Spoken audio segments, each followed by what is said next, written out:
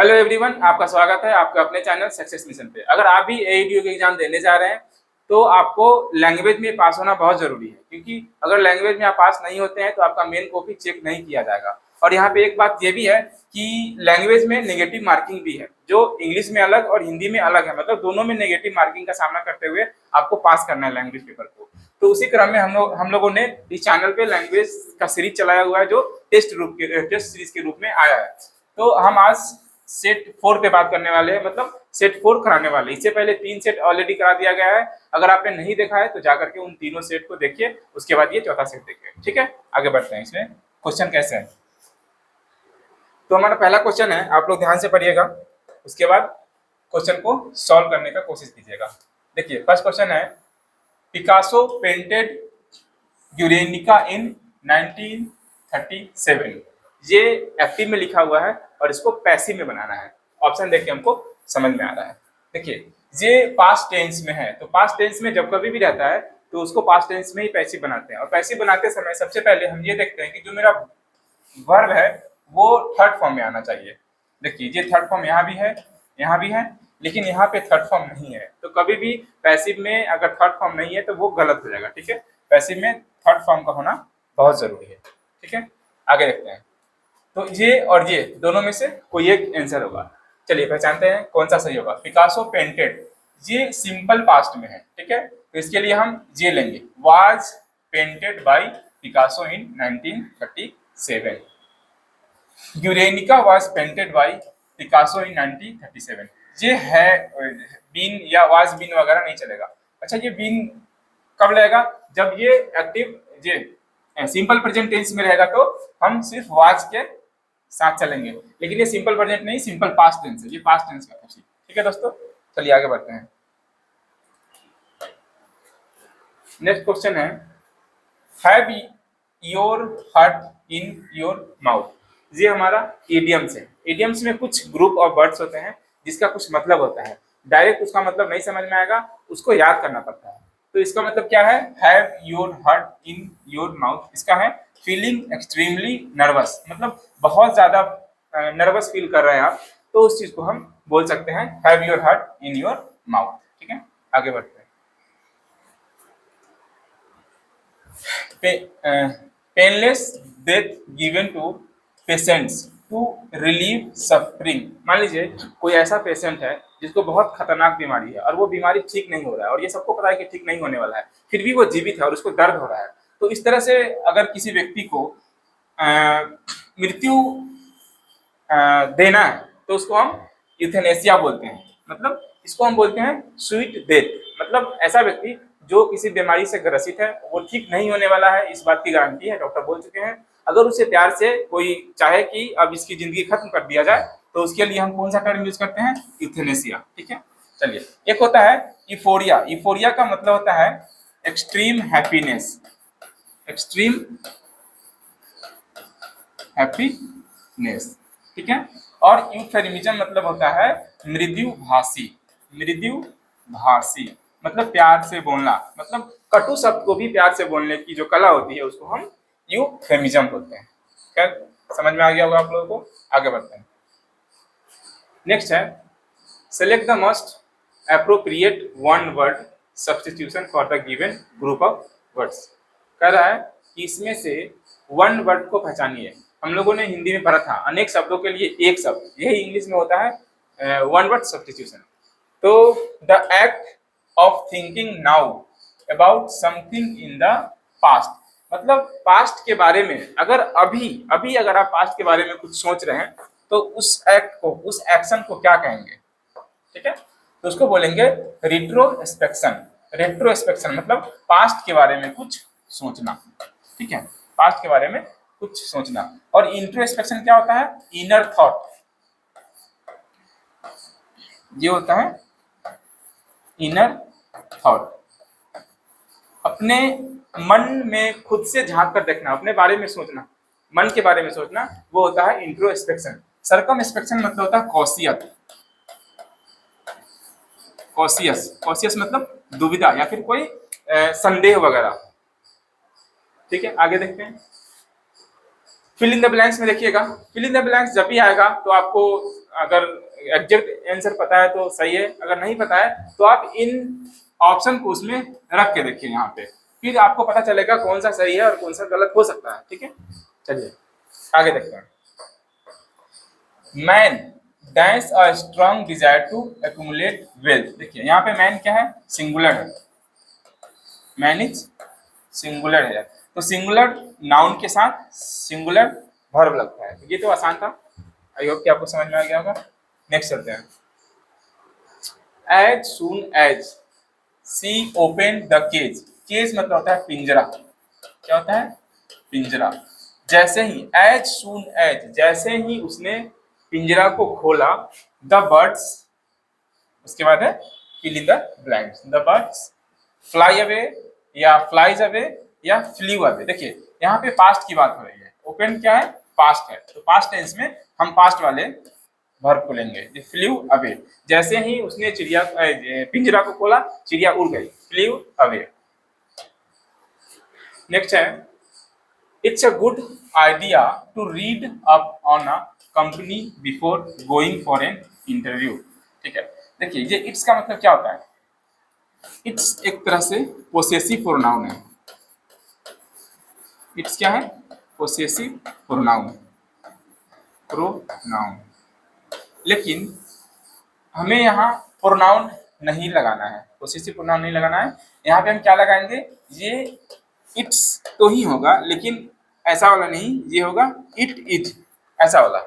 या फिर इसको हम कंट्रैक्ट करके इट्स लगा सकते हैं। देखिए इसमें और इसमें अंतर है, ये दोनों अलग अलग चीजें। ठीक है, तो ये इट्स गलत है क्योंकि ये पोसेसिव प्रोनाउन है, लेकिन हमको ये वाला इट्स लगाना है, तो इसके लिए हम ये करेंगे। इसका मतलब क्या होता है, इट इज। अगर इसको हम खोलेंगे तो इट इज कहलाएगा, इसको हम कंट्रैक्ट कर देंगे तो दोनों एक साथ आ जाएगा और यहाँ पे एपोस्ट्रोफी लग जाएगा। ठीक है, तो इसके लिए कौन सा सही होगा, क्या कह रहा था इसमें, identify the segment in the sentence which contains the grammatical error, जिसमें एरर हो।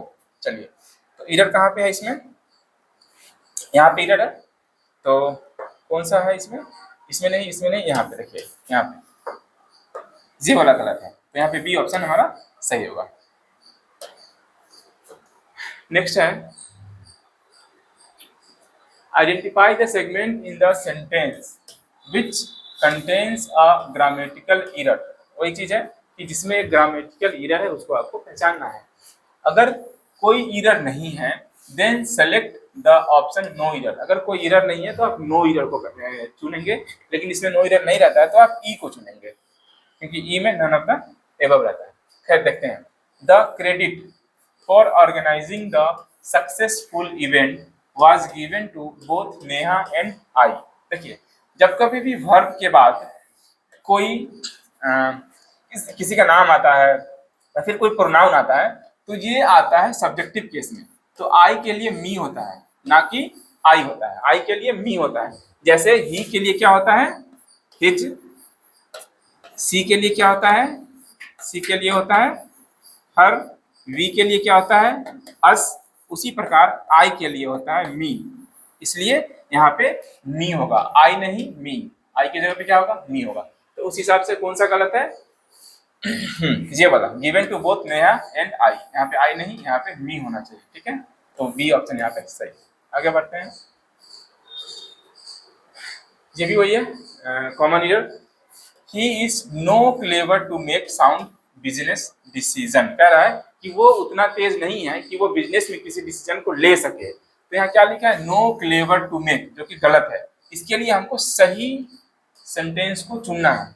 ठीक है, सही फ्रेज को चुनना है। कौन सा सही होगा, ये वाला, not clever enough to make, ये सही सेंटेंस है। नो नहीं लगेगा, नॉट लगेगा, क्लेवर इनफ टू मेक। ठीक है, तो यहाँ पे बी ऑप्शन अपना सही होगा। आगे बढ़ते हैं, ये क्या है, best expresses the meaning of the given word, मतलब सिनोनिम है। सिनोनिम मतलब पर्यायवाची, सेम शब्द चुनना है आपको। तो गजल मतलब होता है जो बहुत ज्यादा खाता है या बहुत ज्यादा पीता है, खाने पीने में बहुत ज्यादा वो मतलब कंज्यूम करता है चीजों को, तो उसके लिए हो जाता है इम्बाइब। इम्बाइब मतलब भी बहुत ज्यादा खाना पीना। ठीक है, सिप मतलब होता है अब घूट घूट चुस्की लेकर के कोई चीज, कोई लिक्विड पीते हैं, चाय वगैरह या फिर कोई मिल्क, तो उसको हम बोलते हैं सिप। और स्टार मतलब होता है सहना, सहना जिसे हम फास्टिंग बोलते हैं, ठीक है। फास्ट भी बोल सकते हैं और हंग्री भी बोल सकते हैं, ठीक है। तो ये गजल का सिनोनिम हो जाएगा इम्बाइब, ठीक है। अगर इसका इंटरनेम पूछता तो स्टार हो जाता, ठीक। आगे बढ़ते हैं। पैरानॉइड, इसमें भी क्या पूछ रहा है, सिनोनिम। सिनोनिम मतलब समान शब्द का समान अर्थ, जिसको हम हिंदी में पर्यायवाची बोलते हैं। पैरानॉइड का मतलब होता है संदिग्ध, नहीं, जिसके बारे में आपको कंफर्म कुछ पता नहीं है, जिसपे डाउट आप कर सकते हैं, ठीक ना। डाउटफुल, डाउटफुल, तो डाउटफुल जैसा इसमें से कौन है, देखिए, कमिटेड नहीं है, कन्विंस्ड नहीं है और डिस्ट्रस्टफुल। हाँ, तो देखिए, ट्रस्ट मतलब होता है किसी पे विश्वास करना, उसमें लग गया डिस्ट मतलब विश्वास नहीं करना, तो ये हो जाएगा हमारा डाउटफुल के जैसा, डाउटफुल, ठीक है। तो पैरानोइया का सिनोनिम क्या हो जाएगा, distrustful. Educators have dash unique responsibility towards the employment of their students। कह रहा है कि जो एजुकेटर्स है मतलब टीचर हैं, उनके पास रिस्पॉन्सिबिलिटी होना चाहिए कि उनके द्वारा पढ़ाए गए बच्चों को काम मिले, एम्प्लॉयमेंट मिले। तो यहाँ पे यूनिक है, यूनिक के पहले फ्यू लगेगा, और लगेगा या एन लगेगा, तो एन लगेगा। इससे पहले वाले सेट में भी हमने बताया था कि यूनिक में ए लगेगा। कैसे, देखिए, अगर हम यूनिक की बात करें तो इसका साउंड कैसे शुरू होता है, यूनिक, यूनिक, यू के कारण एन नहीं लगेगा, क्योंकि एन और अ हम साउंड के आधार पे लगाते हैं, और यहाँ यूनिक में यू साउंड आ रहा है, तो यू क्या है, हमारा अल्फाबेट नहीं है, ये कॉन्सोनेंट है। हिंदी में देखें तो यहाँ पे ए लगेगा, ना कि एन लगेगा, ठीक है। तो ये इससे पहले वाले क्लास में भी हुआ था, आई होप कि आपको समझ में आया होगा। इसका आंसर ए होगा, अ यूनिक रिस्पॉन्सिबिलिटी। खैर, आगे बढ़ते हैं। देखिए, had I a rich person, अगर मैं एक अमीर व्यक्ति होता, I would share my wealth, तो मैं अपनी संपत्ति को शेयर करता लोगों में, मतलब बांटता उसको। तो यहाँ पे हैड गलत है, हैड नहीं होगा, वेयर आई होगा। जब कभी भी ऐसी बातों को बताना हो जो आप है नहीं, आप कल्पना कर रहे हैं, तो कल्पना को बताने के लिए वेयर लगाते हैं। यहाँ पे इफ आई वेयर भी हो सकता था, लेकिन वेयर आई दिया है तो यही सही होगा, ठीक है। तो इसका ए आंसर सही है। आगे देखते हैं। Select the word that is opposite in meaning, कह रहा है कि इसमें से कौन सा वर्ड है जो अपोजिट है, किस वर्ड का, ट्यूमरस का। ट्यूमरस का मतलब होता है टीमिड, टीमिड, ठीक है, टीमिड जो डरता हो या डरपोक हो। तो इसका उल्टा देखना है हमको। देखिए, स्केर्ड मतलब भी डरा हुआ होना था, डरा हुआ होता है, डरपोक होता है, ठीक है, डरपोक होता है। और गटलेस मतलब ये भी स्केर्ड जैसा ही होता है, डरपोक ही होता है। गट, देखिए, गट मतलब हिम्मत होता है, लेकिन उसमें लेस लगा दिया तो गटलेस हो गया, मतलब हिम्मत नहीं है, मतलब डरा हुआ है वो। तो ट्यूमेरस का क्या हो जाएगा, ब्रेजन हो जाएगा। ब्रेजन मतलब साहसी, साहसी होता है, बहादुर होता है, ठीक है, ब्रेजन, साहसी। चलिए, तो इसका ए आंसर सही होगा। क्या है, ट्यूमेरस का ब्रेजन, एंटोनिम है ये, क्योंकि अपोजिट पूछा था, अपोजिट मतलब एंटोनिम होता है। नेक्स्ट है, in the sentence identify the segment which contains the grammatical error. ये भी हमारा आ गया कॉमन एरर से रिलेटेड सवाल। इसमें से कहाँ पे गलत है ये पूछ रहा है। देखिए, the Japanese artist Yo Neogo was busy splashing the well from colours. देखिए, अगर कोई कलर का इस्तेमाल करके कुछ बना रहा है, कुछ पेंटिंग वगैरह कर रहा है, तो उसके लिए फ्रॉम नहीं होगा, यहाँ पे विथ होगा, विथ कलर, ठीक है। कलर का इस्तेमाल करके वो कुछ पेंटिंग बना रहा है, तो विथ कलर। तो इस पार्ट में गलत है, तो यहाँ पे फ्रॉम कलर नहीं, विथ कलर होना चाहिए था, विथ कलर, ठीक है। नेक्स्ट देखते हैं। वी रेस्पेक्ट यू, हम आपकी सम्मान करते हैं, लेकिन we don't agree dash your ideas, हम आपके आइडियाज पे सहमत नहीं जताते, सहमति नहीं जताते हैं। तो जब कभी भी एग्री आएगा तो इसके साथ ये फिक्स प्रीपोजिशन आता है विथ, एग्री विथ, एग्री के साथ हमेशा विथ आता है, ये रट लेना है, एग्री विथ, ठीक है। तो यहाँ पे सी आंसर होगा सही इसका। चलिए, नेक्स्ट देखते हैं। ये भी कॉमन ईयर है, अंटिल यू रिमेन काम, जब तक आप शांत रहेंगे, ठीक है। यू कैन नॉट कंसंट्रेट, तो आप कंसंट्रेट नहीं कर पाएंगे। नहीं, इसका मतलब ये हुआ कि जब तक आप शांत नहीं हो पाएंगे तब तक आप कंसंट्रेट नहीं कर पाएंगे किसी काम को लेकर या पढ़ाई को लेकर के। ठीक है, तो यहाँ पे अनटिल नहीं होगा, अनलेस होगा, जब तक कि आप शांत नहीं होंगे। और यहाँ पे एस नहीं लगेगा तो ये भी ऑप्शन हमारा गलत है। ठीक है, तो कौन सा सही होगा, ये होगा, अनलेस यू रिमेन। ये रिमेन्स था इसलिए गलत हो गया, दोनों सेम ही है, सिर्फ इसमें एक एक्स्ट्रा एस लगा दिया है, ये नहीं चाहिए आपको। अनलेस यू रिमेन काम, जब तक कि आप शांत नहीं होंगे आपका कंसंट्रेशन पावर नहीं बढ़ेगा। ठीक है, तो यहाँ पे बी ऑप्शन हमारा सही है। आगे देखते हैं, both Sushant and Rohit are handsome. कह रहा है कि सुशांत और रोहित दोनों क्या है, हैंडसम है। तो दोनों की बात हो रही है तो यहाँ पे हम एंड लगाएंगे। ठीक है, बोथ सुशांत एंड, ऐसे भी बोथ के साथ एंड लगता है। ठीक है, इसको भी याद कर लेना है, बोथ के साथ हमेशा एंड लगता है। नेक्स्ट है, in the following question 4 words have been given. इस क्वेश्चन में 4 वर्ड दिया गया है, आउट ऑफ विच, उसमें से 1 वर्ड इज इनकरेक्टली स्पेल्ड, एक वर्ड गलत है, मतलब उस गलत वर्ड को आपको पहचानना है। Select the incorrectly spelled word, आपको गलत वर्ड को पहचानना है। देखिए, एक्वेंटेंस ये सही है, असेंडेंस भी सही है, यहाँ पर क्लियर वॉयंस गलत है, इसका सही स्पेलिंग क्या हो जाएगा, CLAIRVOYANC। क्लियर वॉयंस क्या होता है, जो दूरदर्शी होता है, दूरदर्शी, जो भविष्य के चीजों को देख सकता है। ठीक है, भविष्यदर्शी भी इसको हम बोल सकते हैं। ठीक है, इसको बोलते हैं क्लियर वॉयंस। अगर अकाउंटेंस की बात करें तो इसका मतलब होता है साथी, साथी या फिर कोई जान पहचान का, परिचित। ठीक है, परिचित। अगर हम असेंडेंस की बात करें तो इसका मतलब होता है आरोही क्रम, आरोही क्रम या बढ़ता हुआ, बढ़ता हुआ। इसी असेंडेंस से बनता है असेंडिंग ऑर्डर, जो मैथ में हम लोग करते हैं। ठीक है, असेंडिंग और डिसेंडिंग, तो ये असेंडेंस है जिससे असेंडिंग बनता है। चलिए, ये क्या है, select the most appropriate active form of the given sentence. ये इसके लिए हमको एक्टिव फॉर्म को बताना है, ये पैसिव में दिया गया है, हमको एक्टिव बताना है। क्या लिखा है, दोज हु हेल्प देमसेल्व्स, वो व्यक्ति जो खुद अपनी मदद करते हैं, आर हेल्प्ड बाय गॉड, उनको भगवान के द्वारा मदद मिलता है। कहने का अर्थ ये है कि जो व्यक्ति खुद के लिए काम करेगा उसको भगवान मदद करते हैं, मतलब जो मेहनत करता है उसको भगवान मदद करते हैं, ऐसा है। तो इसको, ये हमारा किस चीज में है, पैसिव वॉइस में दोस्तों। ठीक है, इसको हमको करना है एक्टिव वॉइस में। तो देखते हैं, गॉड हेल्प्स, गॉड मदद करता है, दोज हु हेल्प देमसेल्फ। देखिए, पैसिव वॉइस में हमेशा V3 आता है, V3। ठीक है, वर्ब का थर्ड रूप। लेकिन एक्टिव वॉइस में ऐसा नहीं है, हमेशा नहीं है, ऐसा भी नहीं है, कभी कभी आता भी है, लेकिन यहाँ पे नहीं आएगा। तो हमें ये हेल्प वाला चुनना है। Help your self and God help, God will help you, ये गलत सेंटेंस है। गॉड इज हेल्पिंग, हेल्पिंग तो हो ही नहीं सकता है। ठीक है, तो यहाँ पे ऑप्शन ए ही हमारा सही है। गॉड हेल्प्स दोज, गॉड उन्हीं की मदद करेंगे जो खुद का मदद करेगा। ठीक है, तो ऑप्शन ए यहाँ पे सही है। आगे देखते हैं, select the most appropriate meaning of the given word. कह रहा है कि इसमें से जो ये वर्ड है लिली लिवर्ड, इसका मोस्ट एप्रोप्रिएट मीनिंग मतलब सिनोनिम, पर्यायवाची, सेम शब्द का सेम वर्ड चुनना है। तो लिली लिवर्ड मतलब होता है टिमिड। ठीक है, टिमिड, जिसको हम स्केयर्ड भी बोल सकते हैं और डरपोक भी बोल सकते हैं।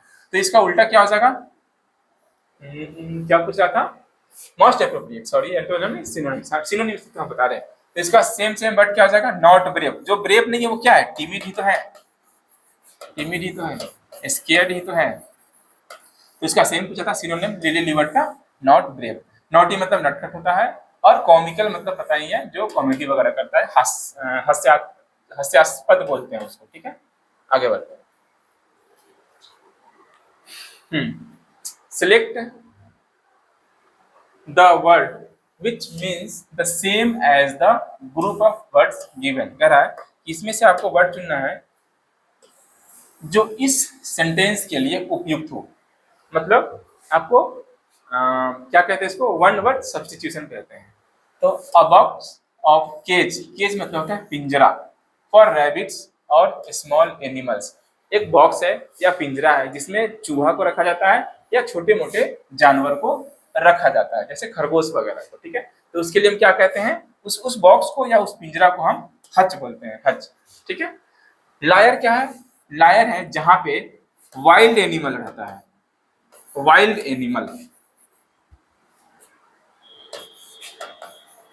Wild animal. और ये लायर इंसान नहीं बनाता, ये ज्यादातर जानवर खुद से अपना ठिकाना बना लेते हैं और जहां पे आते हैं आराम करते हैं बैठते हैं उसको लायर बोलते हैं। जहां जैसे शेर, ये चीता, और क्या है खतरनाक जानवर, ये शेर हुआ, चीता हुआ, भालू हुआ, नहीं भेड़िया हुआ, ये सब जानवर जहां पे रहते हैं, जहां पे आराम करते हैं, जहां पे रेस्ट करते हैं, उसको लायर बोलते हैं। मिनेजरी का मतलब होता है वाइल्ड एनिमल ही यहाँ रहता है, यहाँ पर भी वाइल्ड एनिमल ही रहता है, लेकिन डेमोन्स्ट्रेशन के लिए रहता है, डेमोन्स्ट्रेशन मतलब इसको इंसान बनाता है, जैसे जू वगैरह, ठीक है। जू हो गया, कोई पार्क हो गया, वहां पे जानवर को रखा जाता है जो खतरनाक है, लेकिन उसको बंद करके रखा जाता है किसी पिंजरा वगैरह में, तो उसको हम बोलते हैं मेनेजरी, ठीक है। आगे देखते हैं तो इसका आंसर क्या है दोस्तों, इसका आंसर है जहाँ पे एनिमल और रैबिट्स वगैरह को, छोटे छोटे जानवर को रखा जाता है जिस केज में, जिस पिंजरा में, उसको हच बोलते हैं। तो बी ऑप्शन यहाँ पे सही है। चलिए ये लास्ट क्वेश्चन है आज का। Choose the word that can substitute the given group of word, वही चीज है, one word substitution. The young of a frog, frog मतलब मेंढक, तो मेंढक का जो छोटा बच्चा होता है उसको यंग बोलते हैं, मतलब यंग, किसी भी जीव का जो छोटा बच्चा होता है उसको यंग ही बोलते हैं। तो यहाँ फ्रॉग की बात कर रहा है, जो फ्रॉग का यंग होता है छोटा बच्चा, उसको क्या बोलते हैं, हम टेडपोल बोलते हैं, टेडपोल, ठीक है। किचन क्या है, कैट का छोटा बच्चा। अगर बिल्ली का कोई बच्चा है छोटा सा तो उसको हम किटन बोलते हैं। एंटीलॉप मतलब होता है मृग, मृग जिसे हम हिरन भी बोलते हैं, ठीक है। चलिए मृग और हिरन जैसा दिखने वाला एक जानवर होता है जिसको हम एंटीलोप बोलते हैं। तो इसका आंसर क्या है, इसका आंसर होगा टेडपोल, फ्रॉग का बच्चा टेडपोल कहलाता है, ठीक है। तो आई होप कि आपको ये सारे क्वेश्चन समझ में आया होगा दोस्तों। अगर आपको अच्छा लग रहा है तो इस वीडियो को लाइक कर दीजिए और दोस्तों के साथ शेयर कर दीजिएगा, और इसी तरह से जुड़े रहिए इस चैनल से, और सब्सक्राइब कर लीजिए अगर आपने सब्सक्राइब नहीं किया है तो। इसके बाद और बहुत सारे सेशन आएंगे जो कि हिंदी और इंग्लिश से रिलेटेड होंगे, जो वीडियो में पूछने वाले हैं। धन्यवाद।